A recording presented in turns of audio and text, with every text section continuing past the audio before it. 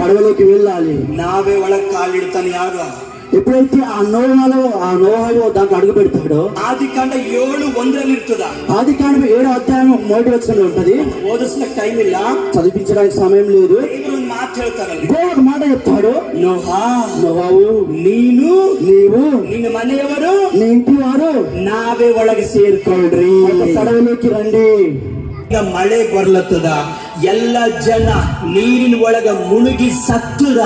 ನೋಹನ ಒಂದೇ ಕುಟುಂಬ కాపాడల్పడి. ఆకాశం కుండపోతే వర్షం కుమ్మరిస్తబడుతుంది, జలప్రళయం వచ్చింది.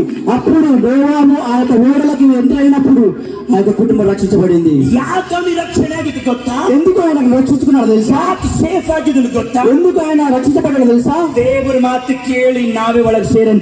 దేవుని మాట నేను ఓడలకు ప్రవేశించున్నాను. సేవకులు మాట్లాడుతున్నాను. ఈరోజు దైవజనుల వాక్యం మాట ఉంటున్నాను. సేవకుడికి దొడ్డవిಲ್ಲ, ఈ దైవజనుల కంటే పెద్దవాడు లేడు. ఈ దేవుడికి దొడ్డవిಲ್ಲ, దేవుని కంటే గొప్పవాడు లేడు. ఈ భూమి మీద యారు దొడ్డవరಲ್ಲ.